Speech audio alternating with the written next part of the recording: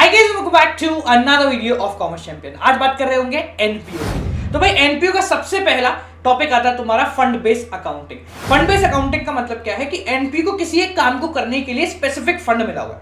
अब क्योंकि एनपीओ के पास उस काम को करने के लिए स्पेसिफिक पैसा पड़ा हुआ है, तो उस काम से रिलेटेड सारे फायदे सारे नुकसान उसी स्पेसिफिक फंड से होंगे। ये स्पेसिफिक फंड आपके बैलेंस शीट में लायबिलिटी साइड शो किया जाता है and any expenses related to that fund वो उसी में से माइनस हो जाते हैं बैलेंस शीट के अंदर ही। अब क्योंकि ये फंड एनपीओ के पास पड़ा हुआ है, तो वो चाहे तो इसको अपने पास रख ले या फिर कहीं इन्वेस्ट कर दे। अगर एनपीओ उस फंड को कहीं इन्वेस्ट करता है तो वो उस पर्टिकुलर फंड के इन्वेस्टमेंट के नाम से बैलेंस शीट में शो हो जाता है। For example sports fund investment balance sheet में एसेट साइड शो कर दिया जाएगा और उससे मिलने वाला सारा का सारा इंटरेस्ट वो एनपीओ उस फंड के अंदर एज एन इनकम ट्रीट कर रही होगी और final output liability side of balance sheet के अंदर प्रोसीड कर दिया जाता है। इसके एक दो केस बन जाते हैं। केस नंबर 1, जब आपका फंड कम पड़ गया और आपके एक्सपेंसेस बहुत ज्यादा हो गए, मान लेते 1 लाख रुपए का फंड और एक्सपेंसेस हो गए 1.5 लाख, तो इस पर्टिकुलर कंडीशन में हम फंड को दिखाएंगे जीरो बैलेंस शीट के अंदर और इनकम एंड एक्सपेंडिचर अकाउंट के अंदर एक्सपेंडिचर साइड 50,000 रुपए का खर्चा शो कर रहे होंगे। ठीक है जी। इसके अलावा एक कंडीशन और आती है जहां पर हम एक ऐसे फंड का निर्माण कर रहे हैं जिससे कोई एसेट बन रहा है। So whenever a fund leads to create an asset, उस पर्टिकुलर कंडीशन में उस फंड पे होने वाला सारा का सारा खर्चा आप बैलेंस शीट में एसेट साइड भी शो करेंगे and the same amount will be added to capital fund. चिंता ना करें, बैलेंस शीट गड़बड़ाएगी क्योंकि ये सिर्फ बैलेंस शीट का एक एक्सट्रैक्ट होगा, ना कि पूरी बैलेंस शीट। ठीक है।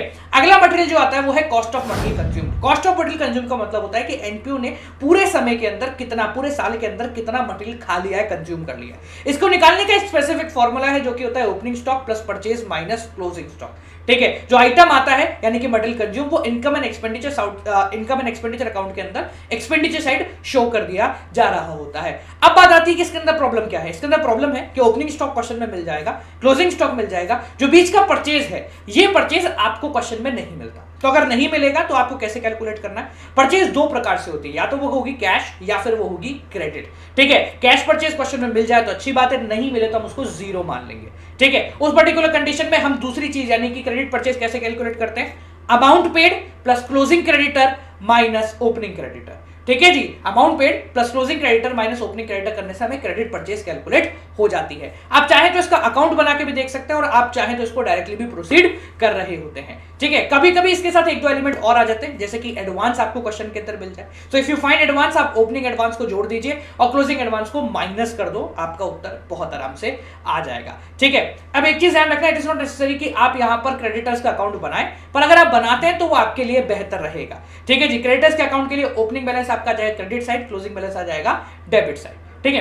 नेक्स्ट पॉइंट जो आता है एनपीओ के अंदर वो है सब्सक्रिप्शन। सब्सक्रिप्शन एनपीओ के लिए एक डे टू डे कमाई है। क्योंकि वो डे टू डे कमाई है इसलिए वो income and expenditure side, income and expenditure account के अंदर इनकम साइड शो की जाती है। इनकम और एक्सपेंडिचर अकाउंट अक्रूवल बेसिस पे काम करता है, यानी कि ये सिर्फ इसी साल को काउंट करेगा, पिछले साल को अगले साल को काउंट नहीं करेगा। तो हमारा काम ये रहता है कि अगर हमें टोटल सब्सक्रिप्शन रिसीव्ड क्वेश्चन में दिख रहा है तो हमें पिछले साल का हटाना पड़ता है, आने वाले साल का हटाना पड़ता है।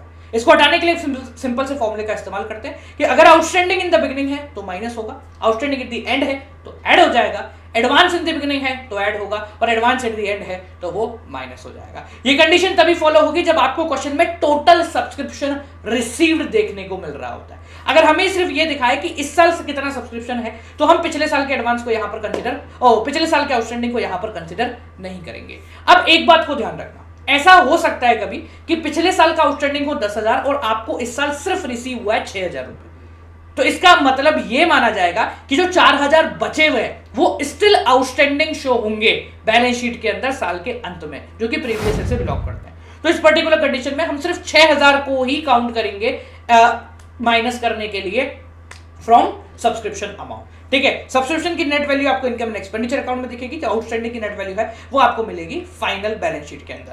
अगर सब्सक्रिप्शन निकालने के लिए कभी आपको क्वेश्चन में ये दे दे कि भैया नंबर ऑफ मेंबर इतने हैं और पर मेंबर इतना सब्सक्रिप्शन देना है, तो इनकम एंड एक्सपेंडिचर अकाउंट में आप डायरेक्टली भी लिख सकते हैं। जो कैलकुलेशन है वर्किंग नोट में करके दिखा देना, फाइनल आउटपुट में कभी भी आपकी गलती नहीं होगी। इसके अलावा जो एक क्वेश्चन आएगा वो आएगा आपका income and expenditure account create करने का। तो इनमें कुछ चीजें हैं जो कि आपको ध्यान रखना है, कुछ स्पेसिफिक एडजस्टमेंट है जो कि आपके पूछे जाते हैं। जैसे सब्सक्रिप्शन रिलेटेड एडजस्टमेंट पूछा जाएगा, किसी चीज का इंटरेस्ट आपको क्वेश्चन में दे देंगे तो इंटरेस्ट जो रिसीव होगा कंपनी को वो उसके इनकम साइड से होगा।